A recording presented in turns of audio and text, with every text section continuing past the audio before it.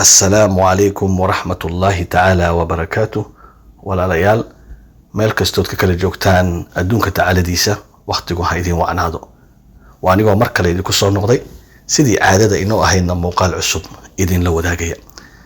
gabayga aan maanta idin sido waa wuxuu kamid yahay gabayadii faraha badan ee reerka Wakhroon tiriyeen waqtigu gaalku u joogay, gaar ahaan markii dhabbada xadiidka la dhigayay weeraradii faraha badnaa ay qaadeen.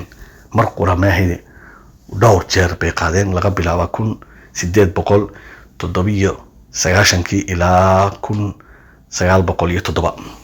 kaba 10 sanadood waxay dagaalkaas wadeen iklaba weerar qaadiyeen si carqalad ugu sameeyaan, si u carqaladiyaan xadiidkaas uu gaalkuna u quusto. haddaba gabaygan la tiriyey sidan baa loo tiriyey: aabbahay maagtira geelow, mustabeed cadaya ninkii maanta ka maagayow, malo waa kugu dahay.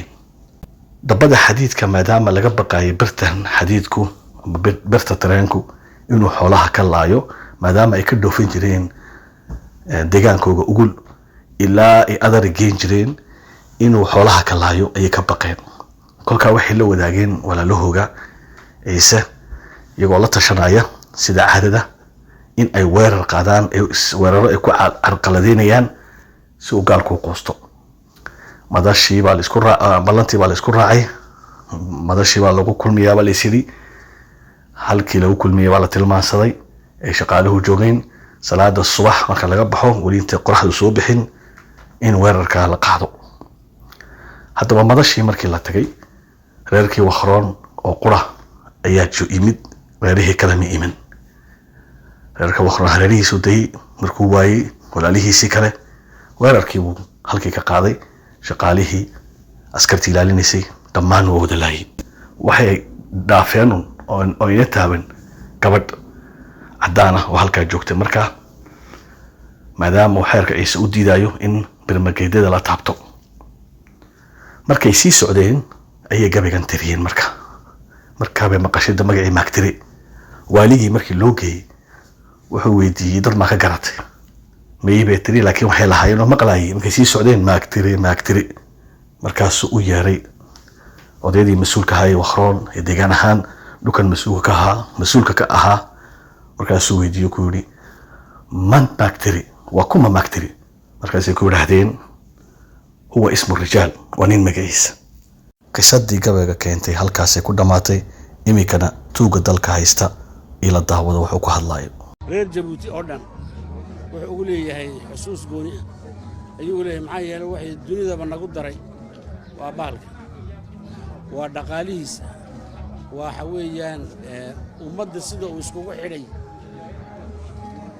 ilaan waxa ay doonayeen uu dadka kaga badiyey Faransiisku beriga waa shumandaferka oo dee xambaarsan civilisation iska dhan xambaarsan. anigii dee haddeer toolo lahaa waan isku laynay bahalka dhexdayada, waan isjarnay, waan joojinay, gaaladii waan laynay.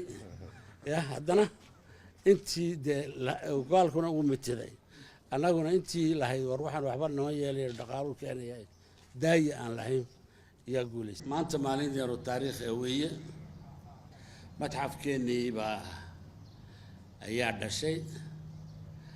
matxaf la-aanna waddanku ma buuxo, ma dhanno.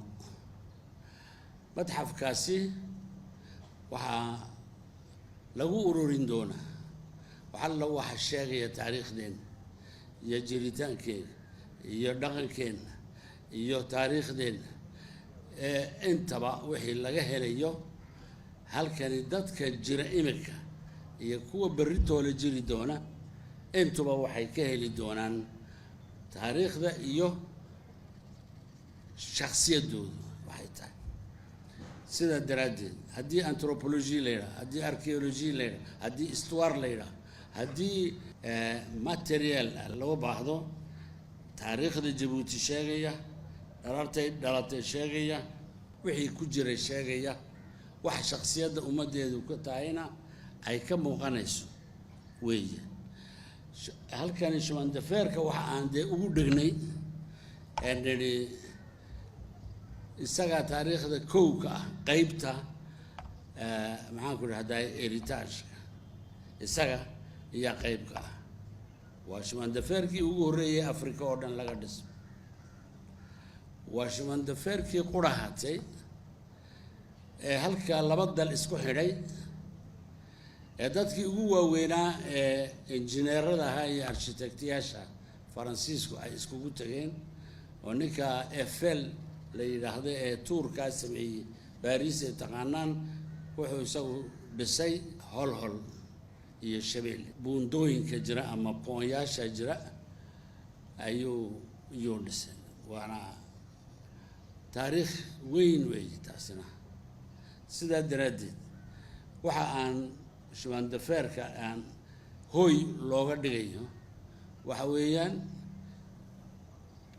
noloshii magaalo ayuu abuuray wixii soo raacay ee shacbigeenna ka mid ah ama dhismihiisii ha ka qayb galaan ama socodkiisa ha ka qayb galaane ayaguna taariikhdooda ayay leeyihiinoo dhaqankeennaba ku jira intii taqaanay way taqaanaa oo waxa gabay iyo geeraar iyo hees uu lahaa oo dhan maskaxda dadka unbay ku sawiran tahay weli wax la qoray iminka ugu horeysa oo ay ka muuqan doonaan oo ku ururini doonaa haddii la yidhaahdo oo la gaadho dadkii wixii kolka jiray iyo suugaan ka dhacday meeshaasi ama dadku wax cusub markay ay arkaan waxay la noqotaa wax ay ka fajacaan ma birtan intan leeg baa dhulka mari karta kow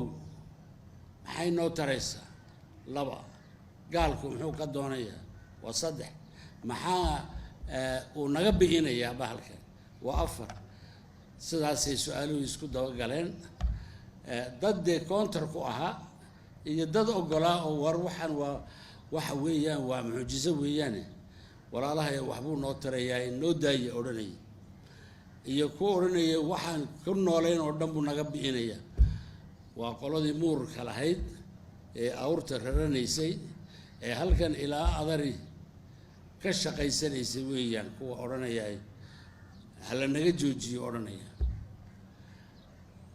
sidaasuu ayuu ka bilaabmay shimandafeerku noloshiisa waa dee intii dad lagu laayay oo gaal meesha ay ku dileen dadkeennu inta ay soo dhaweeyeen inta ay yani xadiidka la joojiyey shaqadiisii shay-an fa shay-an laakiin waa commitideen waxay sameeyeen bahalka ilaa maanta si beleg leh meelo qaarkood uu ka socdo laakiin waxaa bedelay cilmi cusub waxaa bedelay teknolojiya cusub waxaa bedelay maskax cusub waxaa bedelay waqtigii oo loo baahan yahay in laga faa'iidaysto oo koraan la geliyey xabaddii ugu horeysay ee Afrika kaa weeyaan halkaa noo yahay marka wixii rag iyo dumar ka soo shaqeeyey arrinkani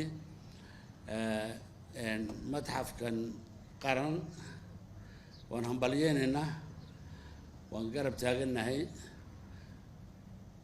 إن شاء الله تعالى قول بأني رجعنا. والسلام عليكم ورحمة الله.